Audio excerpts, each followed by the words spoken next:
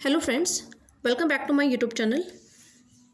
Friends, इस video में maths के कुछ क्वेश्चन सॉल्व करेंगे जो कि आपकी बीपीएससी के लिए जो अप्लाई करना चाह रहे हैं उसमें आपको पता आपकी मैथ्स आएगी, या रेलवे का एग्जाम हो गया, यूपी प्लस एसएससी, जितने भी एग्जाम्स होते हैं गवर्नमेंट जॉब के सभी के लिए इंपॉर्टेंट है। चलिए स्टार्ट करते हैं। देखिए, जो पहला क्वेश्चन है आपका ये दे रखा है, 8 वर्ष की अवधि में अर्जित ब्याज मूलधन के बराबर है तो लागू की गई साधारण ब्याज की दर क्या होगी। मैं क्वेश्चन आपका जो क्वेश्चन है ये हिंदी में लिखा हुआ है, मैं आपको इंग्लिश में बताऊंगी। देखो, 8 वर्ष की अवधि में अर्जित ब्याज ये कह रखा है मूलधन के बराबर है, यानी कि जो आपको 8 ईयर्स में जो इंटरेस्ट मिल रहा है वो प्रिंसिपल के इक्वल है। तो आपसे पूछा है कि जो सिंपल इंटरेस्ट है उसकी रेट क्या है। ठीक है, तो हम जानते हैं एसआई का फॉर्मूला होता है SI equals to P into N into R upon 100, है ना, जहाँ पे N क्या है, टाइम होता है, और R क्या, रेट यानी कि दर, और P प्रिंसिपल मूलधन, SI सिंपल इंटरेस्ट। और ये कह रहा है इसमें कि 8 वर्ष की अवधि में जो ब्याज है वो मूलधन के बराबर है, यानी कि सिंपल इंटरेस्ट भी मूलधन के बराबर है, यानी इसे भी हम P मान लेंगे। ठीक है, और N कितना दे रखा है, 8 ईयर्स दे रखा है, और आपसे पूछा है भाई R बताओ कितना है। ठीक है, तो P से P यहाँ पर ये कैंसिल हो जाएगा, तो दैट मीन्स आपका कितना आ गया, 100 इधर चला जाएगा, यानी कि 100 इक्वल्स टू कितना आ गया, 8R। तो हम R की वैल्यू निकाल लेंगे यहाँ से, 100 अपॉन 8, है ना। तो 8 एकम और 8, 2 बचा, 8 दूनी 16.5, यानी कि 12.5%। ठीक है, ये आपका आंसर है। आई होप आपको समझ में आ गया होगा। नेक्स्ट क्वेश्चन देखते हैं। यह है नेक्स्ट क्वेश्चन आपका, एक भिन्न तथा उसके व्युत्क्रम का योगफल 5 सही 1/5 है। एक भिन्न दे रखा है, ठीक है, और उसके व्युत्क्रम यानी कि कोई भी हम फ्रैक्शन मान लेते हैं x, ठीक है, और उसके व्युत्क्रम का योगफल 5 सही 1/5। तो भिन्न ज्ञात करनी है भाई। ठीक है, व्युत्क्रम का यानी कि उसका 1/x हो गया। ठीक, और आपसे पूछा भिन्न ज्ञात करो, तो उन दोनों का योगफल जो दे रखा है वो कितना हो गया, x प्लस 1/x कितना दे रखा है, 5 सही 1/5, यानी कि 5 पंजे 25 और 26/5। तो आपसे भिन्न पूछा है, तो कितना आ जाएगा, x² plus 1/x equals to कितना आ गया, 26/5। ठीक है, यानी कि 5x² plus 5 equals to 26x। ठीक, तो 5x² प्लस माइनस 26x, ठीक है, कितना आ जाएगा यहाँ पे, 26x है ना, ये माइनस का हो जाएगा, माइनस का 26x प्लस का 5 इक्वल्स टू 0। अब हम इसके फैक्टर्स कर लेंगे, तो 5 पंजे 25, 25 प्लस 1 कितना हो जाएगा, 26। ठीक है, तो चलिए इसके फैक्टर्स करते हैं। तो देखिए क्या इक्वेशन बन गई थी आपकी, 5x² minus 26x plus 25 equals to 0। ठीक है, तो 5x², इसको मैं लिख सकती हूँ क्या, 25, सॉरी यहाँ पर 5 आया था ना, यहाँ पे 5 था। ठीक है, यहाँ पे 5 था भाई। ठीक है, तो 25 plus 1 into x plus 5 equals to 0। तो इसके फैक्टर्स कर लेंगे, तो 5x² minus 25x minus x plus 5 equals to 0। ठीक है, तो क्या हो जाएगा आपका, x कॉमन निकाल लेंगे, तो 5x कॉमन निकाल लेंगे, तो यहाँ पे क्या बचेगा आपका, x माइनस 5, ऐसे यहाँ से माइनस का 1 कॉमन निकाल लेंगे, तो यहाँ पे भी बचेगा x माइनस 5। ठीक है, तो आपके पास देखो क्या आ जाएगा, 5x माइनस 1 और कितना आ गया, x माइनस 5 इक्वल्स टू 0। ठीक, तो अगर मैं 5x माइनस 1 को 0 के बराबर रखूँगी तो x की वैल्यू कितनी आएगी, 1/5। ठीक है, और x माइनस 5 को 0 के बराबर रखूँगी तो क्या आएगी, 5। x की वैल्यू कितनी आ गई, 5। तो भिन्न क्या बनेगी आपकी, 1/5, है ना, क्योंकि फ्रैक्शन में पूछा है ना भाई, फ्रैक्शन में पूछा है तो कौन सी वैल्यू लेंगे हम, 1/5। ठीक है, तो यानी कि option number A is the आपका ये राइट आंसर है। ठीक है,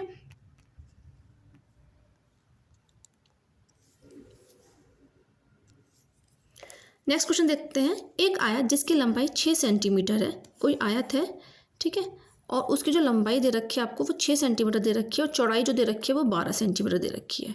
ठीक है, उसके विकर्ण की लंबाई ज्ञात करनी है। तो देखो यानी कि इस टाइप से बनेगा आपका आयत। ठीक है, ये 6 और ये 12। तो अब हमें पता आयत का जो कोण होता है, सारे कोण कितना होता है, 90 डिग्री का होता है, यानी कि समकोण त्रिभुज हो जाएगा ना। तो कर्ण निकालना है ना, कर्ण निकालना है। ये परपेंडिकुलर, ये बेस और आपको हाइपोटेनियस पूछा है, तो पाइथागोरस थ्योरम से हम निकाल लेंगे। तो कितना आ जाएगा आपका 6 का स्क्वायर प्लस 12 का स्क्वायर, इसका अंडर रूट करेंगे ना तो कितना आ जाएगा 36 और 144। तो कितना आएगा आपका 6 और 4 9, 4 और 3 7। ठीक है, कितना आ गया 179, सॉरी 189 है ना, 189, अंडर रूट 189 हो गया। तो देखिए अब थोड़ा सा हम आइडिया लगाते हैं यहाँ पर कि क्या वैल्यू आएगी। ठीक है, हाँ 6 का स्क्वायर कितना हो गया 36 और 12 का स्क्वायर कितना हो गया 144। तो 144 और 36 कितना हो गया 6 और 4 10, 4 और 4 8, यानी कि अंडर रूट 180 आ गया। ठीक है, तो अब देखो इसकी वैल्यू क्या बनेगी। देखो ऑप्शन से देखते हैं, क्योंकि एग्जाम में इतना टाइम नहीं होता कि आप पूरा सॉल्व करो। तो आप इसकी वैल्यू ऑप्शन से देखेंगे। अंडर रूट जो 169 होती है, अंडर रूट 169 आपकी वैल्यू होती है 13 की। ठीक है, और अंडर रूट और 196 का किसका अंडर रूट होता है 14 का। अब जो ये वैल्यू बैठ रही है अंडर रूट 180 बैठ रही है, यानी कि जो वैल्यू होगी इसका जो अंडर रूट आएगा वो 13 और 14 के बीच में आएगा। और ऑप्शन में देखो option number B, option number जो बी है वो क्या है आपका 13.4 दे रखा है ना, यानी कि ऑप्शन नंबर बी ही इसका आंसर होगा। ठीक है, तो हमें ऐसे क्वेश्चन हमें ऑप्शन से भी हम कर सकते हैं। नेक्स्ट दे रखा है आपको हल करना है 1 minus cos square theta upon 1 plus sine theta, इसको सॉल्व करना है। तो 1 माइनस, अब कॉस स्क्वायर थीटा देखो हम जानते हैं क्या, एक फॉर्मूला होता है sine square theta plus cos square theta equals to 1, यानी कि इसकी जगह पर कॉस स्क्वायर थीटा की जगह पर हम रख सकते हैं क्या 1 माइनस साइन स्क्वायर थीटा।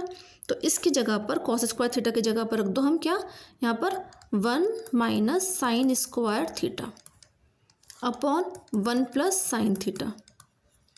ठीक है, तो 1 माइनस साइन स्क्वायर थीटा को हम लिख सकते हैं क्या 1 plus sine theta into 1 minus sine theta, है ना, क्योंकि हमने यहाँ पर कौन सा फॉर्मूला अप्लाई कर दिया ए स्क्वायर माइनस बी स्क्वायर का। ठीक है, अपॉन में क्या है 1 प्लस साइन थीटा। तो 1 प्लस साइन थीटा से ये कैंसिल हो जाएगा। ठीक है, तो जब हम सॉल्व करेंगे तो कितना आ जाएगा 1 माइनस साइन थीटा। तो जब आप माइनस खोलेंगे ब्रैकेट के बाहर यहाँ पे माइनस है ना, तो अंदर का साइन चेंज हो जाएंगे, यानी कि 1 माइनस प्लस साइन थीटा, और 1 से 1 कैंसिल हो गया, तो आपका आंसर कितना आ गया साइन थीटा आपका आंसर आ गया। ठीक है,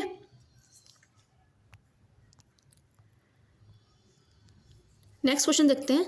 एक विद्यार्थी ने जितने प्रश्न सही किए उससे 3 गुने गलत किए। यदि उसने कुल 76 प्रश्न हल किए तो कितने प्रश्न उसने सही हल किए। तो मान लेते हैं उसने x सही करे हैं, तो दैट मीन्स उसने 3 गुने उससे गलत करे, यानी कि 3x, और टोटल कितने करना है उसने 76। तो 4x कितना आ गया बच्चों 76। तो x की वैल्यू कितनी आ गई 76 अपॉन 4, यानी कि 4 एकम 4, 4 निम 36। ठीक है, तो उसने कितने प्रश्न सही हल करे हैं 19, यानी कि option number C is the right answer. ठीक है,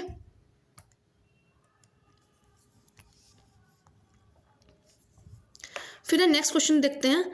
8 मशीनें प्रत्येक 2 मिनट में 560 रस के डिब्बे भर सकती है। देखो 8 मशीनें, यहाँ पे देखते हैं 8 मशीनें 2 मिनट में 560 डिब्बे रस के भर रही है। ठीक है, इसका मतलब 1 मिनट में कितना भरेगी 560 बटे 2, तो 2 एकम 2 दूनी 4, 2 अट्ठे 16, 280, यानी कि 8 मशीनें 1 मिनट में 280 डिब्बे भरती हैं। अगर मैं कहूँ 1 मशीन 1 मिनट में कितने डिब्बे भरेगी, तो 280 को हम 8 से फिर से डिवाइड कर देंगे ना, तो 8 तिया 24, 8 पंजे 40। इसका मतलब एक मशीन 1 मिनट में 35 डिब्बे भरती है। आपसे पूछा 20 मशीन द्वारा 6 मिनट में कितने रस के डिब्बे भरे जा सकते हैं। तो 20 मशीन यानी कि 20 से मल्टीप्लाई कर दें हम, 20 मशीन 6 मिनट में कितने डिब्बे भरेगी 35 से मल्टीप्लाई कर देंगे, सॉल्व करेंगे तो 6 दूनी 12, 120 इंटू 35। ठीक है। तो 120 की 35 से मल्टीप्लाई करेंगे तो आपका आप अब मल्टीप्लाई करते हैं 12 गुणा 35, 5 दूनी 10, 5 एकम 5 और 1 6, 3 दूनी 6, 3 एकम 3, तो कितना आ जाएगा 6 और 6 12, 420, यानी कि 4200, एक जीरो क्योंकि 120 है ना यहाँ पे, तो यानी कि option number B is the right answer.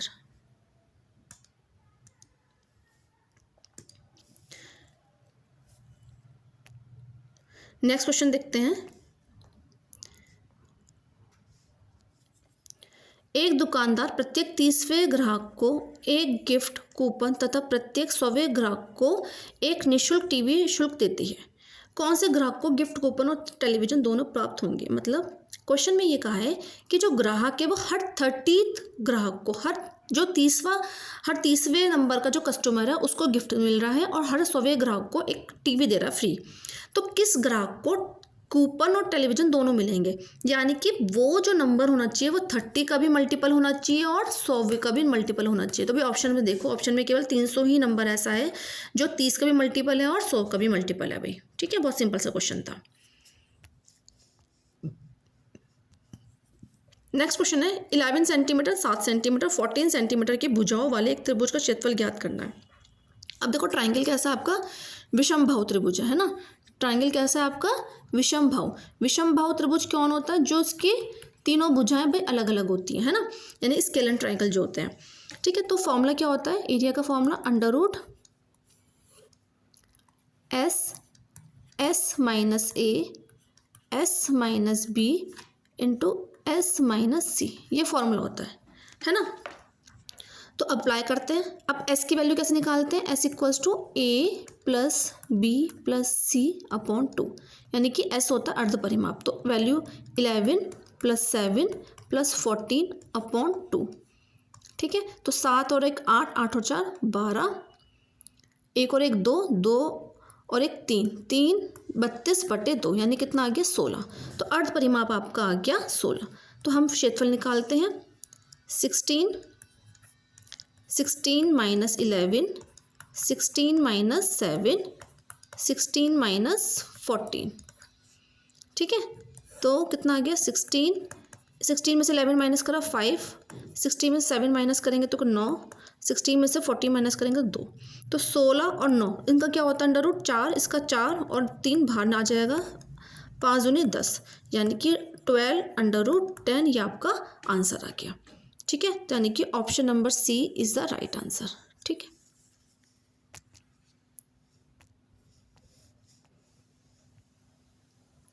ये क्वेश्चन रिपीट हो गया है, इसको देखते हैं। नेक्स्ट, एक रेखीय कोण का मान क्या है? रेखीय कोण यानी कि एक लाइन पर जो बनता है एंगल, कितना बनता है भी 180 डिग्री, ये पता होगा, ऑप्शन नंबर बी। अब देखो यहाँ पर इस वाले क्वेश्चन में देखिए, ये जो देखो ये तो मैंने बुक से कटिंग ली हुई है। ठीक है, बुक से मैंने ले रखी है फोटो।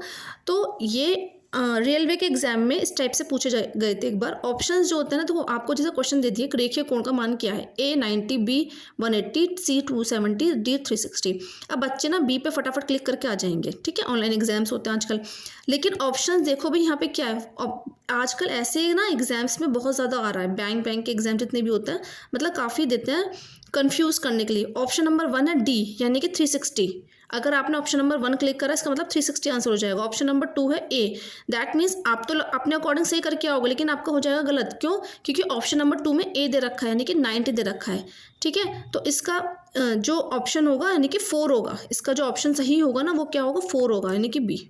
ठीक है, तो बहुत ध्यान से आपको एग्जाम देना है। ठीक है,